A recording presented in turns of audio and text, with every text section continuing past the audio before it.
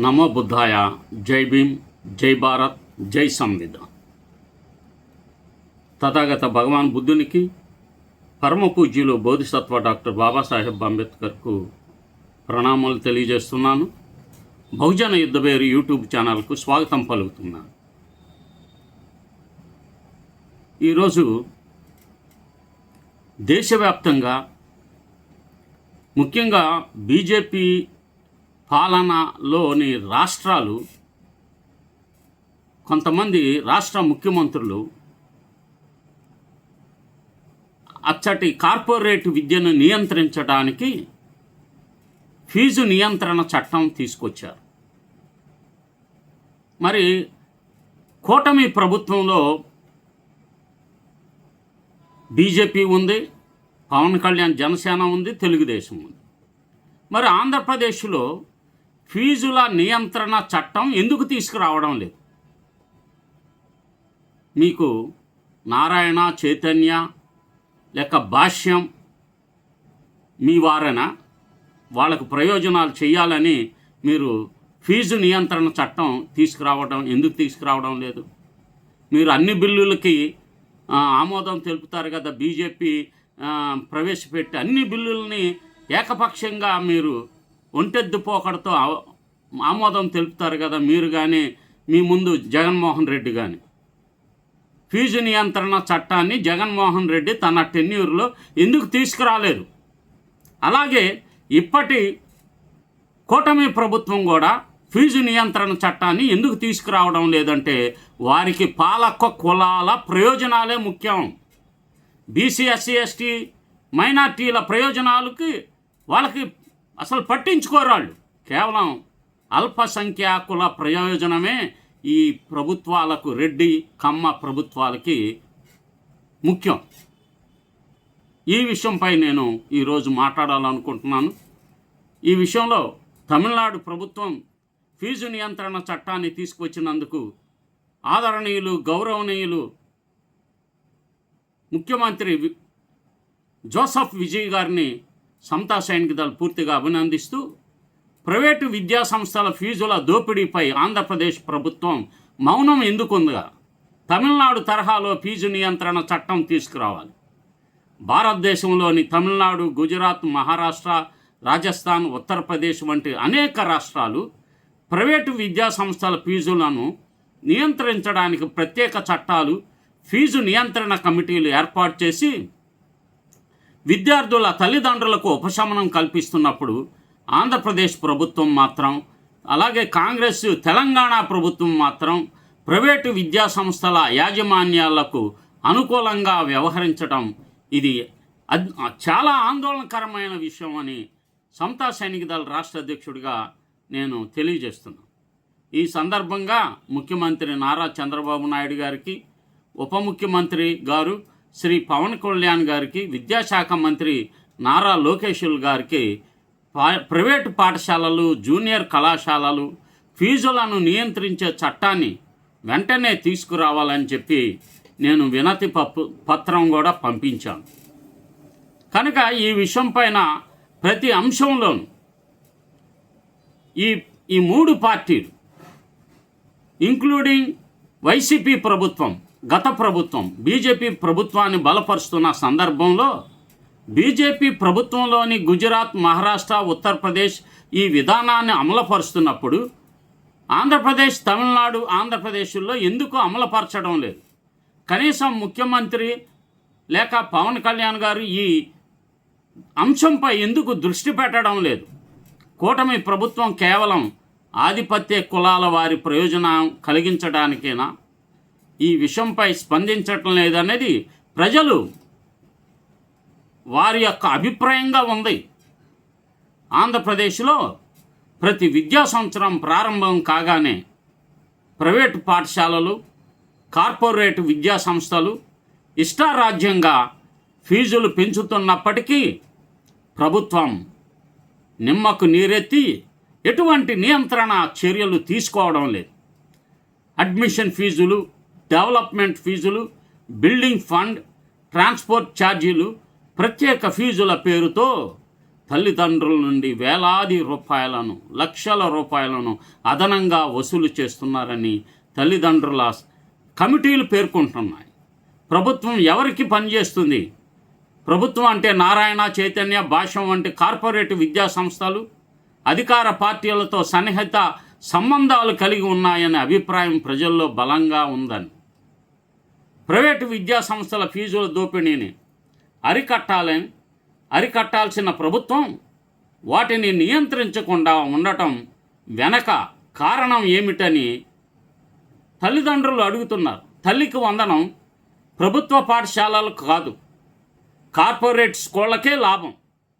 ప్రభుత్వం అమలు చేస్తున్న తల్లికి వందనం వంటి పథకాల ద్వారా ప్రభుత్వ ఖజానా నుండి వేల కోట్ల రూపాయలు నేరుగా ప్రైవేట్, కార్పొరేట్ విద్యా సంస్థల ఖాతాల్లోకే వెళుతున్నాయని, ప్రభుత్వ పాఠశాలలను బలోపేతం చేయడానికి అవసరమైన నిధులు కేటాయించకుండా కార్పొరేట్ విద్యా సంస్థలకు పరోక్షంగా సబ్సిడీలు అందించడం వల్ల ప్రభుత్వం విద్యా వ్యవస్థ బలహీనపడిపోయింది. ప్రజల తరపున ప్రభుత్వానికి ఈ ప్రశ్నలు ఉన్నాయి. తమిళనాడులో ఫీజు నియంత్రణ కమిటీ ఉంటే ఆంధ్రప్రదేశ్లో ఎందుకు పని చేయడం లేదు? గుజరాత్, మహారాష్ట్ర, ఉత్తరప్రదేశ్ వంటి రాష్ట్రాలు చట్టాలు తీసుకొస్తే ఆంధ్రప్రదేశ్ ప్రభుత్వం ఎందుకు వెనకబడింది?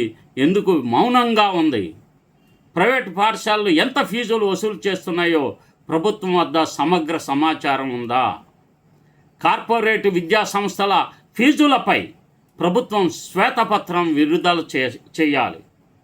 తల్లికి వందనం పథకం ద్వారా ఎంత మొత్తం ప్రభుత్వ పాఠశాలలకు, ఎంత మొత్తం ప్రైవేట్ పాఠశాలలకు వెళ్తుందో వెల్లడి చేయాలి. కేవలం షెడ్యూల్ క్యాస్ట్ వాళ్ళ ఫండ్స్, ఎస్టీ ఫండ్స్ వాటినే వినియోగిస్తున్నారు. వీటికి ప్రభుత్వ పాఠశాలను బలోపేతం చేయకుండా ప్రైవేటు విద్యను ప్రోత్సహించడం ప్రభుత్వ విద్య విధానమా? పేద, మధ్యతరగతి కుటుంబాలపై పడుతున్న విద్యా భారానికి ప్రభుత్వం బాధ్యత వహించదా? కనుక సమతా సైనిక దళ డిమాండ్లు ఏమిటంటే తమిళనాడు తరహాలో ఆంధ్రప్రదేశ్లో కూడా ఫీజు నియంత్రణ చట్టం తీసుకురావాలి. రిటైర్డ్ హైకోర్టు న్యాయమూర్తి ఆధ్వర్యంలో స్వతంత్ర ఫీజు నియంత్రణ కమిషన్ను ఏర్పాటు చేయాలి. ప్రైవేట్ పాఠశాలలు, జూనియర్ కళాశాల గరిష్ట ఫీజులను ప్రభుత్వం నిర్ణయించాలి. అక్రమ ఫీజులు, డొనేషన్లు, బిల్డింగ్ ఫండ్లు, ఇతర రహస్య వసూళ్లను నిషేధించాలి. ప్రతి ఫండ్ను ఆన్లైన్ ద్వారా చెల్లించి ఏర్పాటు చేయాలి. ప్రభుత్వ పాఠశాలలకు బలోపేతం చేసి నాణ్యమైన ఉచిత విద్యను అందించాలి. విద్యా హక్కు వ్యాపారం కాదు. కార్పొరేట్ విద్యా దోపిడీకి చెక్ పెట్టండి. ఫీజు నియంత్రణ చట్టం తీసుకురావాలి.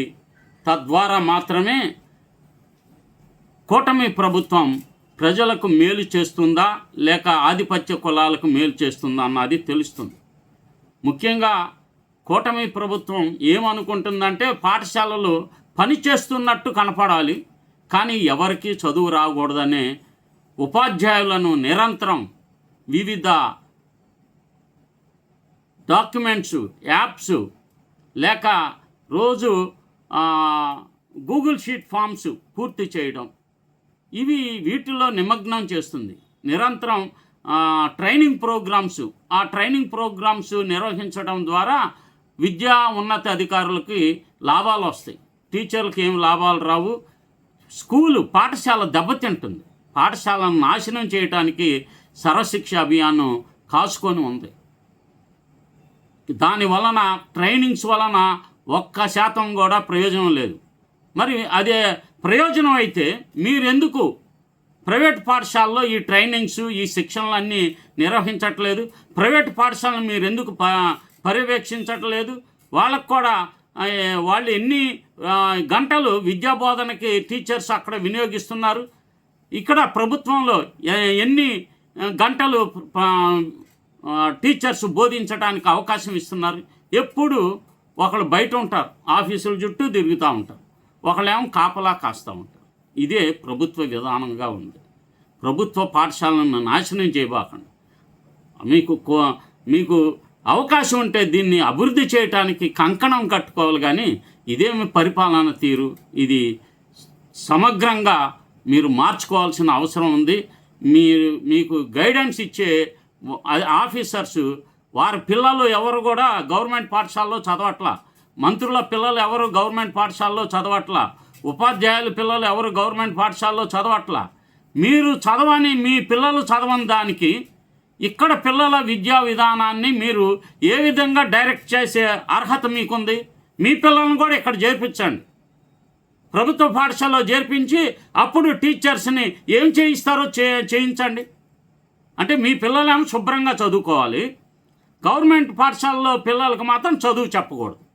ఇది ఎక్కడ అన్యాయమైన విషయం అండి? ఆలోచించండి, కొద్దిగా ఉపయోగించండి.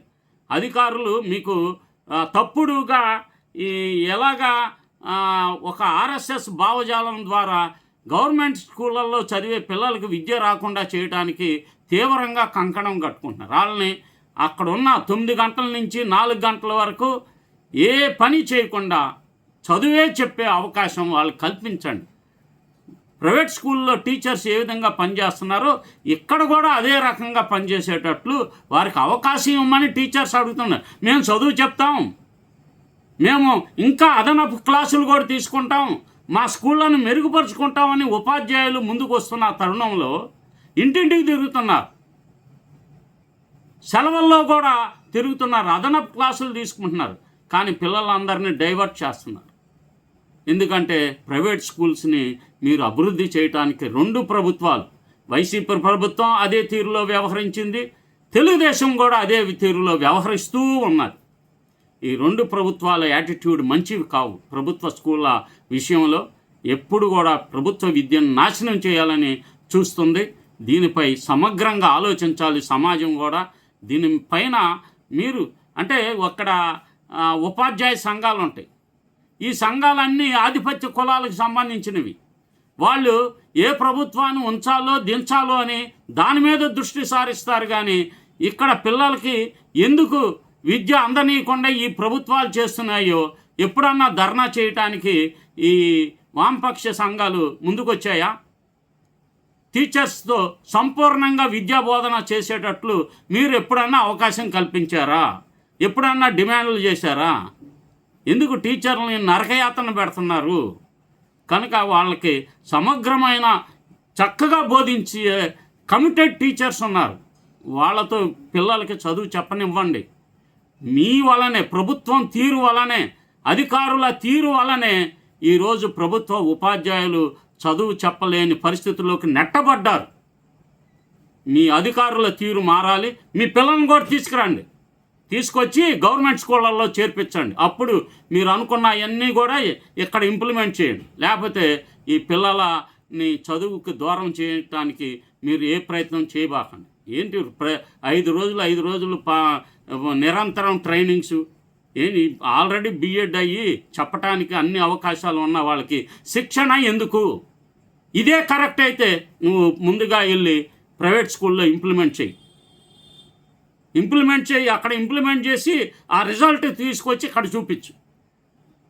నువ్వు చేయాల్సిన అన్నీ ఏమన్నా ఉంటే అవి ప్రైవేటు కార్పొరేటర్లో చూపించండి మీ యొక్క పనితనం. గవర్నమెంట్ టీచర్స్ మీద కాదు, గవర్నమెంట్ స్కూళ్ళల్లో కాదు. కనుక మీరు ఏమన్నా ఎక్స్పెరిమెంట్లు చేయాలనుకుంటే చైతన్య, నారాయణ, భాష్యం లాంటి కార్పొరేట్ స్కూల్స్ ఉన్నాయి కదా రాష్ట్రంలో, పేదలను పీడించే సంస్థలు విద్య పేరుతో కూనీ చేసే. ఎక్కడన్నా ఈ గ్రౌండ్స్ ఉన్నాయా పిల్లలకు ఆడుకోవటానికి? ఏ కార్పొరేట్ స్కూల్స్కైనా కాలేజెస్కైనా గ్రౌండ్ ఉందా పిల్లలకు ఆడించటానికి? గ్రౌండే లేదు, వ్యాయామం విద్యే లేదు. ఇదేం విద్యా వ్యవస్థ? తల్లిదండ్రులు మీ యాటిట్యూడ్ కూడా మార్చుకోండి. కార్పొరేట్లో ఏమి ఎక్కడ కూడా పిల్లల్ని ఫిజికల్ ఎడ్యుకేషన్ లేదు, అదే ఆలోచించి అది కూడా విద్యలో భాగమే.